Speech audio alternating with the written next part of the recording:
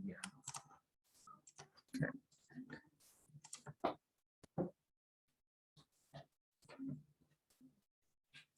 It's happening. Yeah. Yes. That's what it is. Hasn't worked out great. Well, yeah. Just go. See what At least that.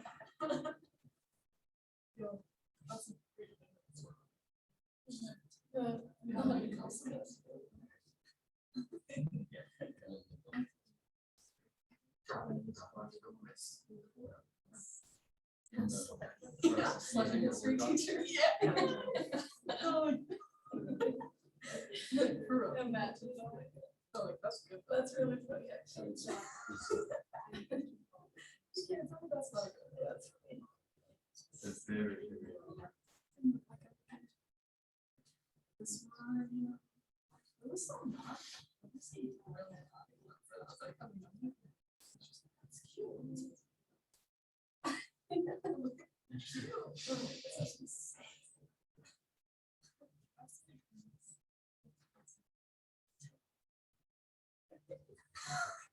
Are you going home for Halloween?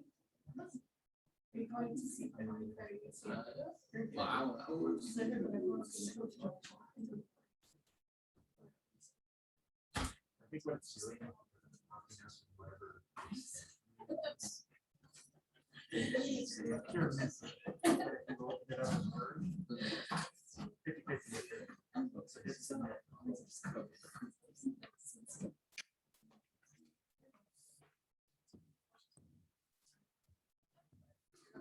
You, this class, is that the one you just submitted? Yeah. Okay. Oh, yeah. That's what you're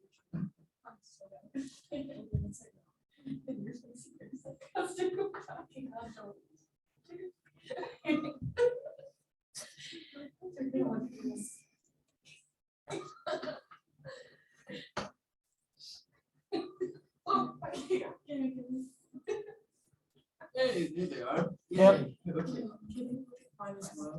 Sure. That makes me feel good. Yeah, my computer died, she didn't bring it, but I definitely.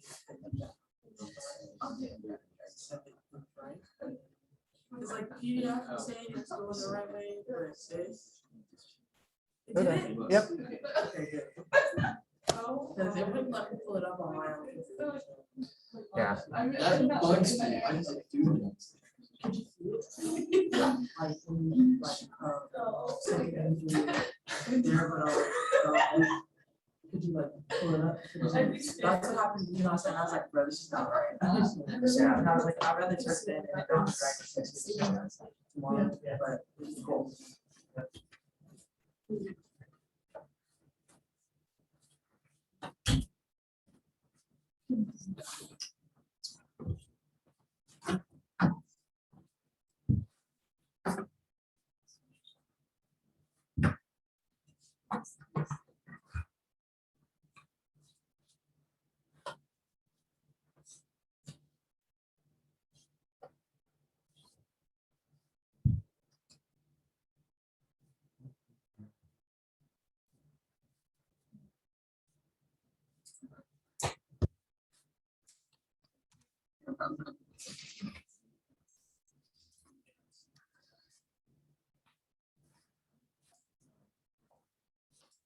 All right, so we've got a minute, but I'll go ahead and get started.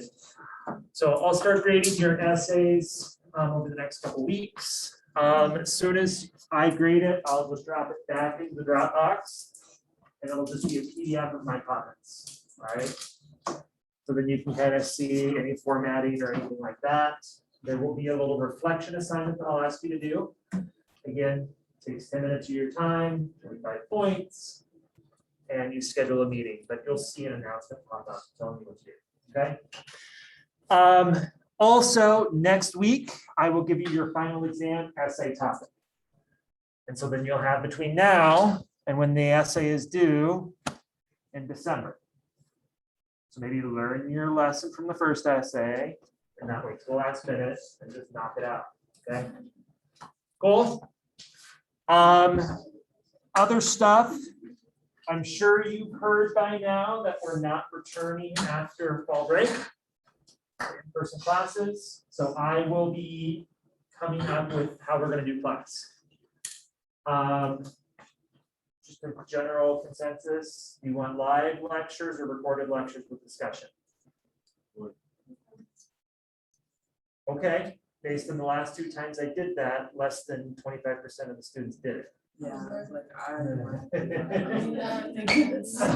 Just a heads up, okay? And so that means you're losing about 50 points if you don't do the work, which could affect your grade, okay?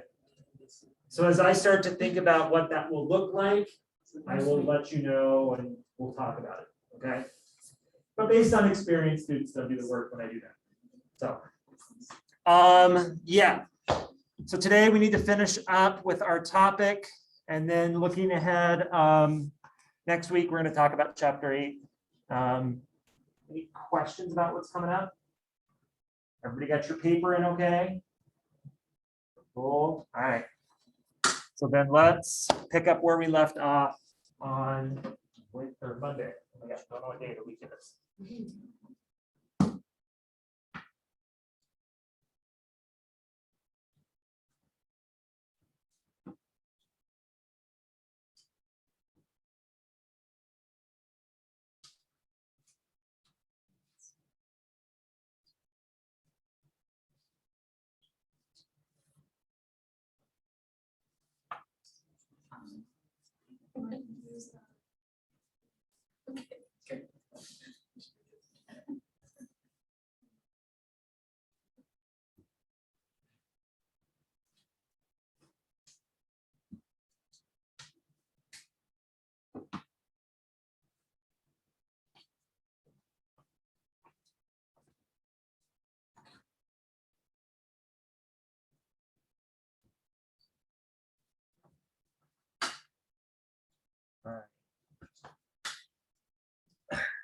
So now that we kind of thought about what the environment, what the economy, and what society provides in this commodification of nature, I want you with a partner to break down the positive and negative consequences of the commodification in these 4 specific industries that you read about, which will be pork production, the beef production in Chicago, lumber and housing, milling, and any others you can think of. Okay. So work with your group, partner next to you, and start to fill out this chart.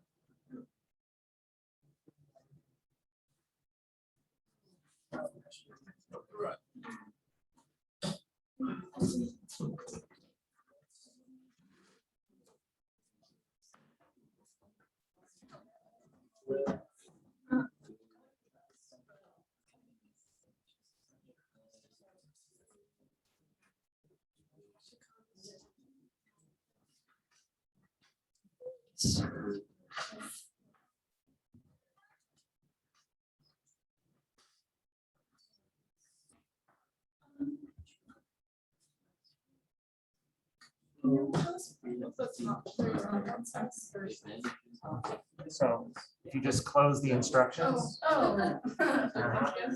Yep.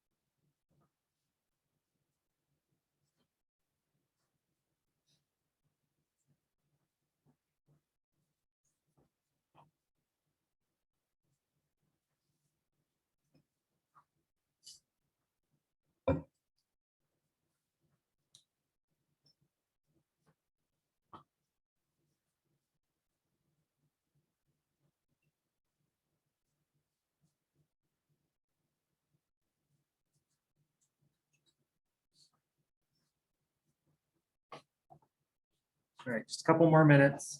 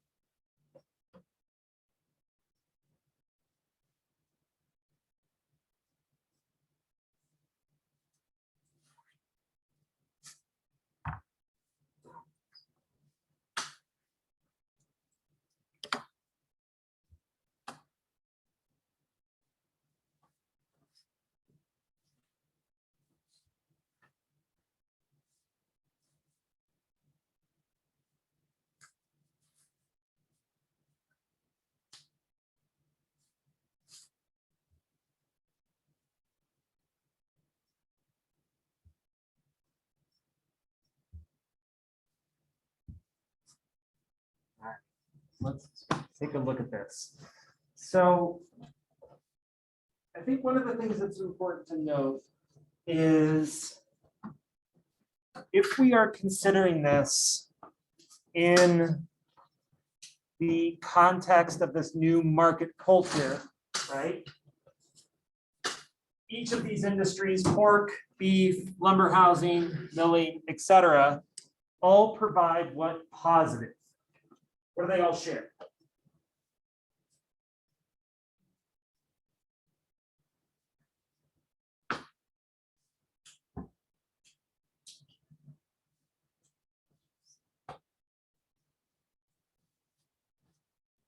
Well, each of these industries do what? They cut the price.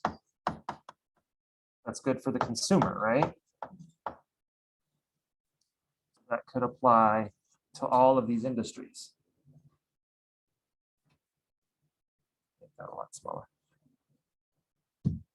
Okay, do they share anything else?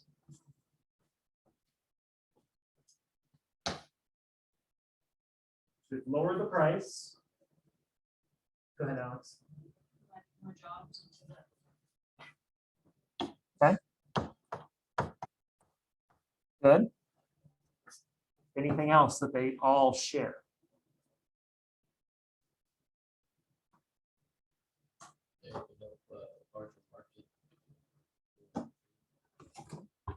We have this increase in trade. Okay. And so we could also consider that, at least in terms of pork, beef, and milling, do they share anything? So focus on the food. As a positive consequence.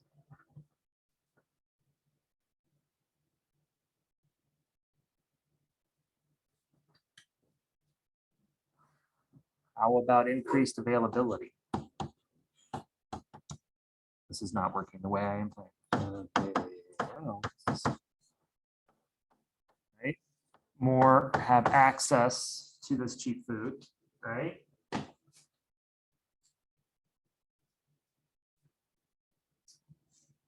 We've got lower prices in those industries. It increased jobs, it increases trade.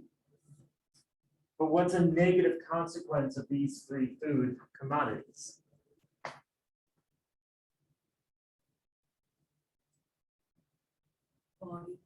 Okay. Technically, right, a decrease in quality.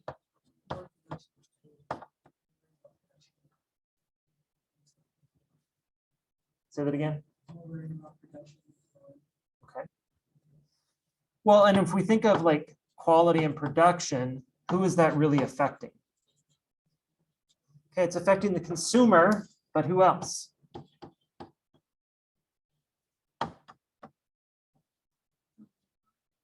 Okay.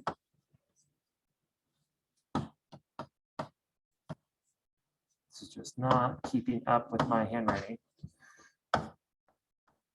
Who else? How about the local industry? Right? Whether it is the farmer or the butcher, etc. Okay. If we think of that, right, the negative effects of the quality, production, which lowers the price, right? So this could be also a negative, this price. Oh my goodness. What does that lead to that is a positive?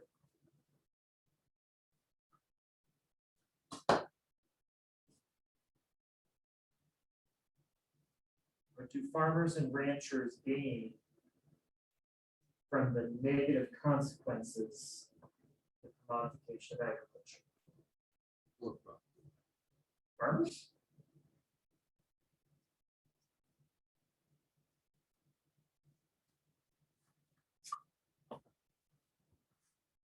We get the People's Party, right? Why is that a positive?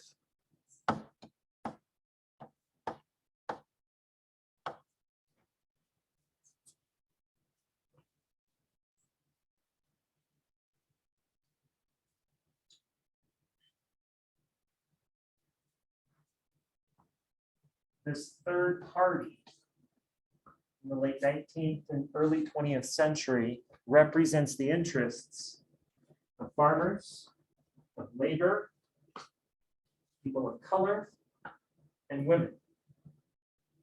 All four groups that are affected by a market culture, a global economy, right? And as such, we see a series of reforms, right? Whether it's the Meatpacking Act, Pure Food and Drug Act, the Sherman Antitrust Act, and later on, the People's Party makes possible what major political movement of the 19 teens and 20s?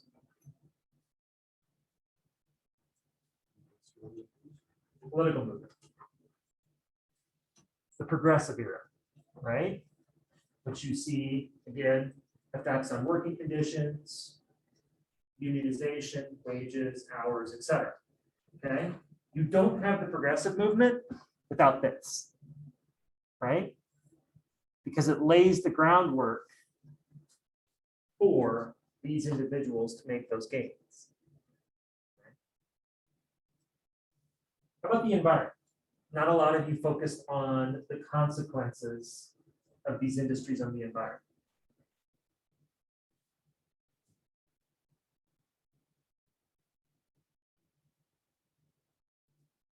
What does, say, pork and beef have for a negative impact on the environment?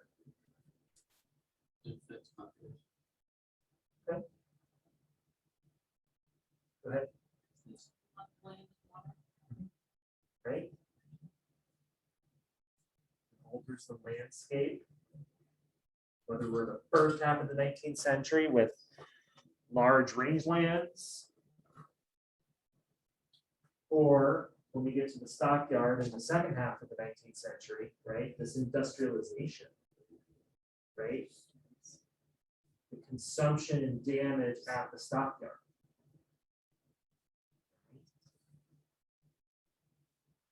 How about milling, flour and other grain production on this industrial scale?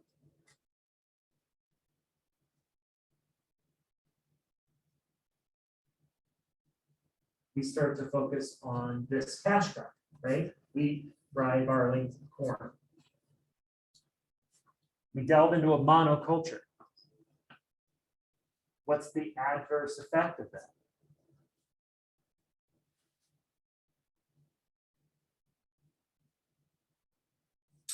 Produce enough for the market where the price is low, because we are mass producing flour. What do you have to do as that small farmer? More land, right?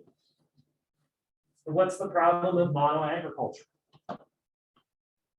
Producing one crop year after year. You deplete the soil, right?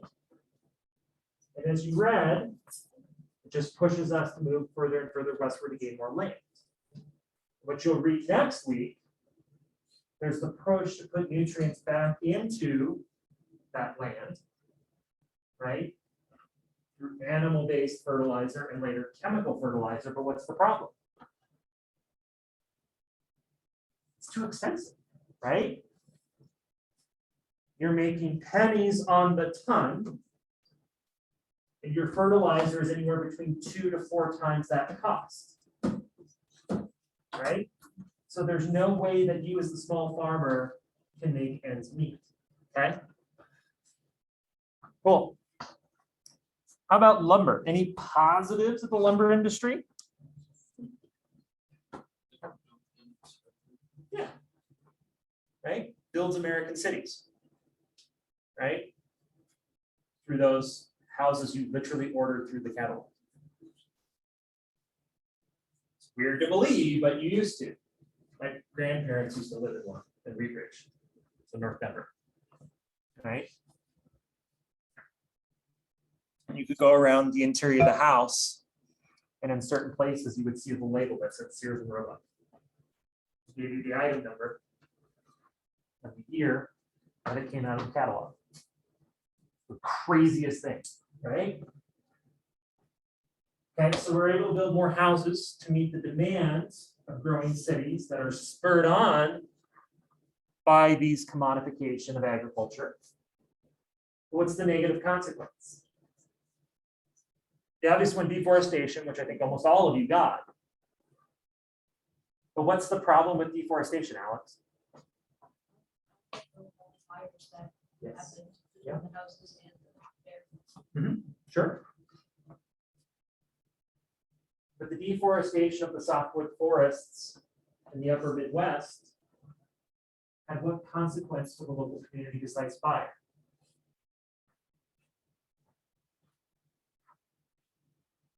It changed the weather.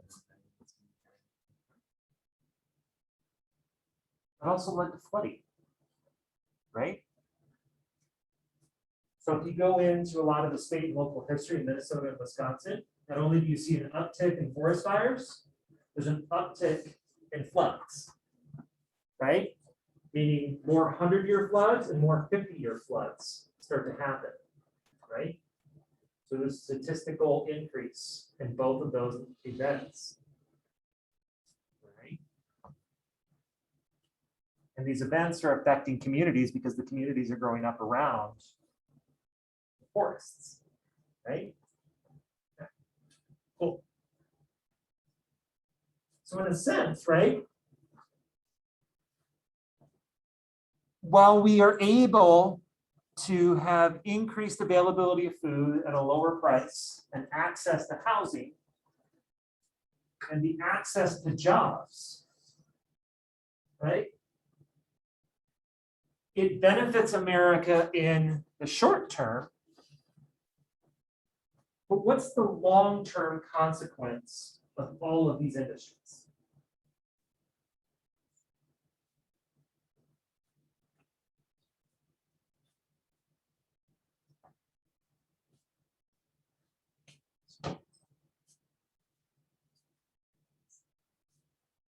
For each of these industries to be successful and to make a profit, who has to control it? A corporation, right? Okay.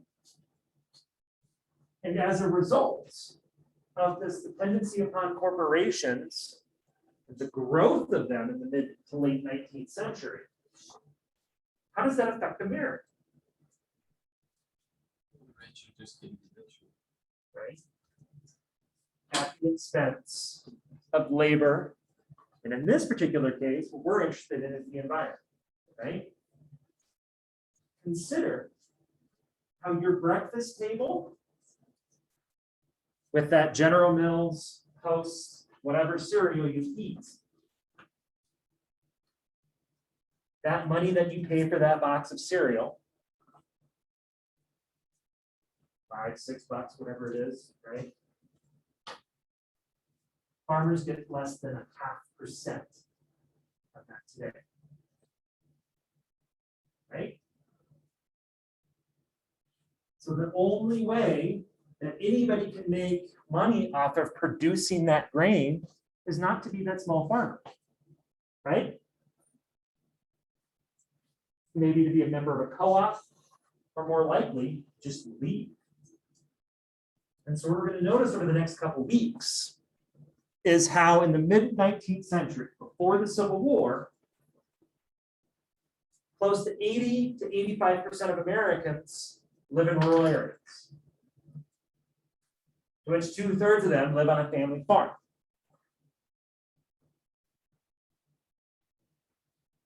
By World War II, that's about 50%. Right? And then after World War II, it's in a sharp decline.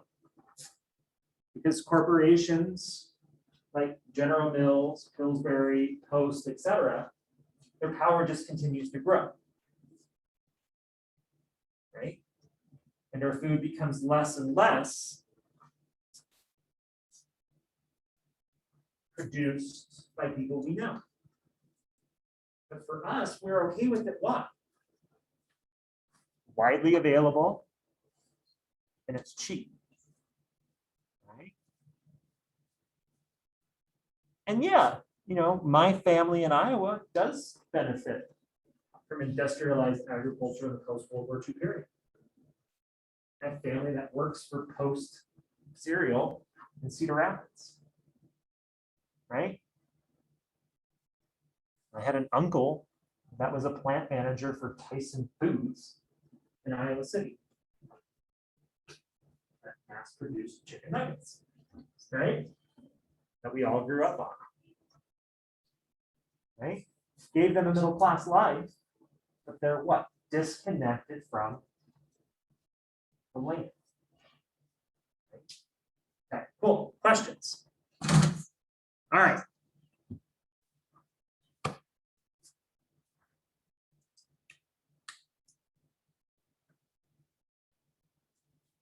So, what factors lead to the changing of the American meat packing industry.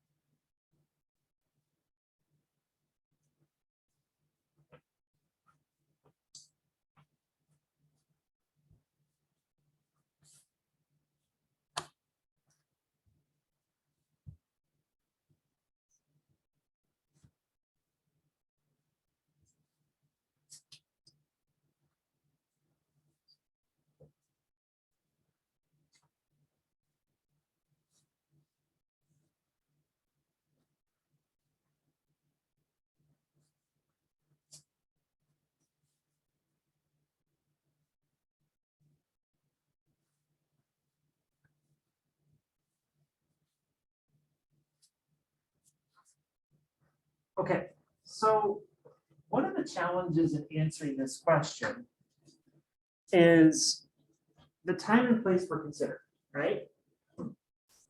So if we're thinking about just the arrival of the meatpacking industry, probably the first and foremost important element, as you all said, was transportation, right? This is kind of that first factor, right? But what is it about transportation that leads to, in essence, the creation of the meatpacking industry?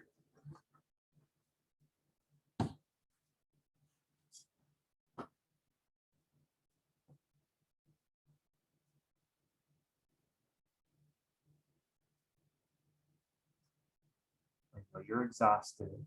I know it's Wednesday. What is it about transportation that lays this kind of foundation for a meatpacking industry? Allows meat to be transported. All right, so we're gonna move the meat. Well, it's not even meat yet, right? We're gonna move the animal from, say, rangeland to what?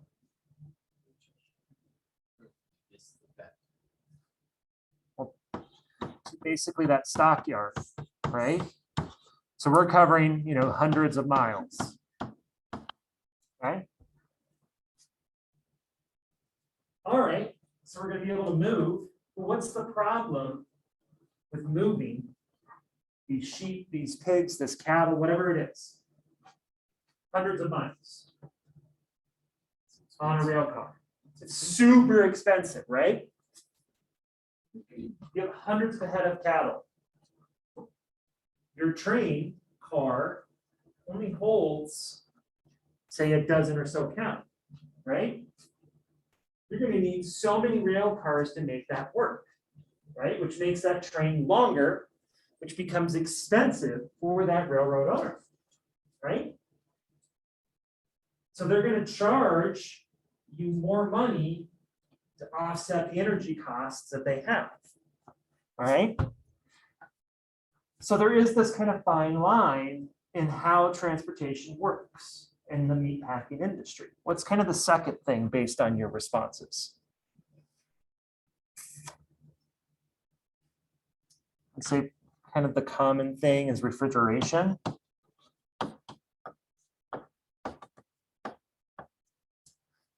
Okay, why is that beneficial?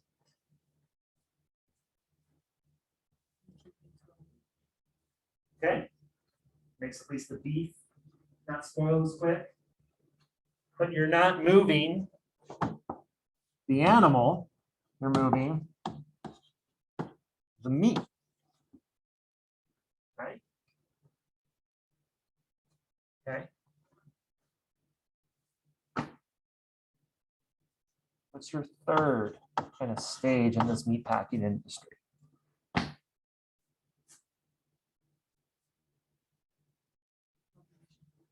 Okay.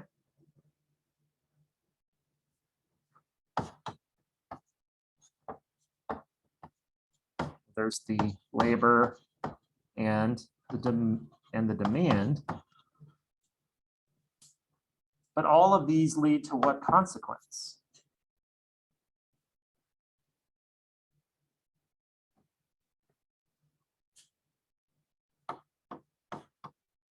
That stockyard.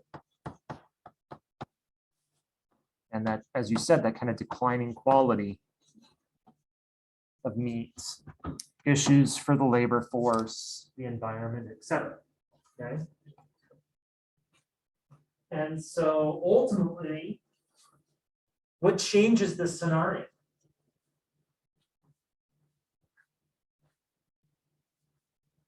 What leads to a reform of the meatpacking industry?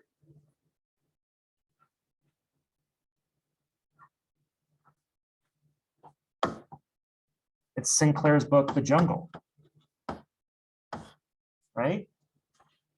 When it's published in 1906, kind of gives the horrors of the working conditions of Chicago's meat yards, okay? Because it describes what's happening in those places. It gets republished into the press. The people get disgusted by what they are potentially eating, and then it forces legislation down the road. But the irony in that, and the way we teach this, is that's not the main point of the book. Right?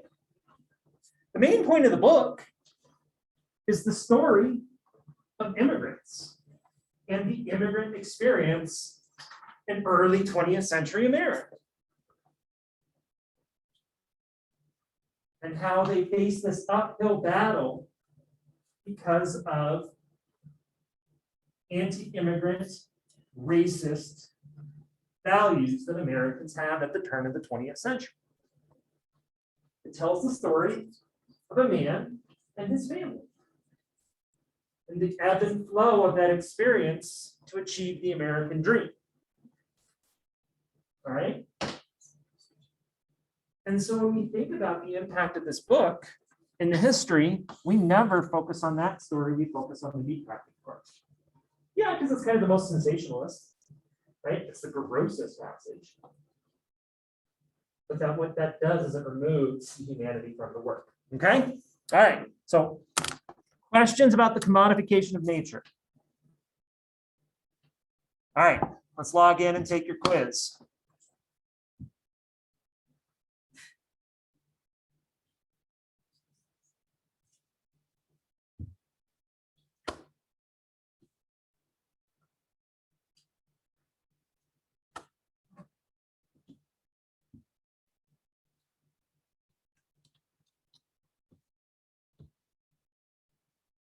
Password is populist.